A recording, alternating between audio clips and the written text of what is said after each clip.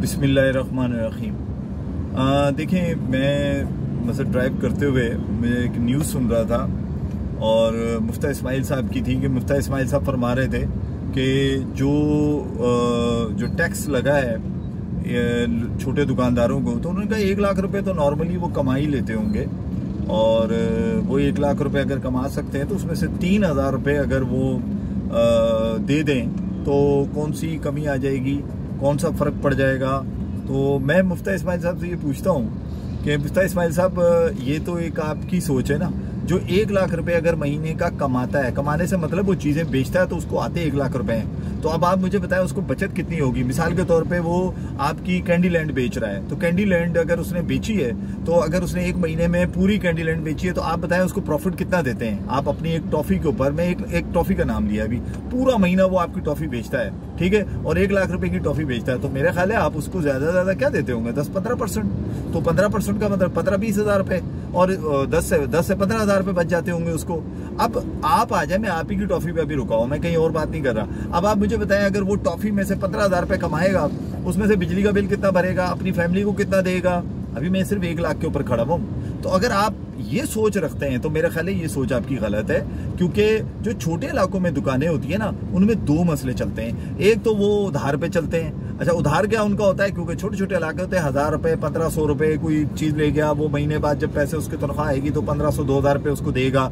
फिर दूसरी बात ये है कि वहाँ पर डेली बेसिस पे पाव, आधा पाव, बल्कि मैं अगर गलत ना कहूँ तो मैंने यहाँ तक देखा है कि जो घी होता है, चूँकि वो थोड़ा सा प्राइस उसकी कम होती है, तो मैंने खुद देखा है कि 50 ग्राम्स, यानी कि जिसको हमारी ज़ुबान में छटाक कहा जाता है, उतना मैंने घी परचेज करते हुए एक खातून को देखा जो वो एक शॉपर के ऊपर रख के उसको दे रहा था।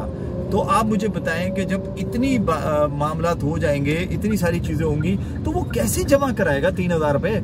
आपने अपनी ही वो जो आपकी तकरीर थी ना, आपने बेसिकली उसके खिलाफ बात की। आपने तकरीर करते हुए प्री बजट जब आपने तकरीर फरमाई थी, तो उसमें आपने कहा था कि जनाबे वाला, मैं इसमें ये करूँगा कि जनाब जो लोग 30,000 तक का बिल होगा उन पे 3,000 रुपये फाइलर पे और नॉन फाइलर पे 6,000 रुपये।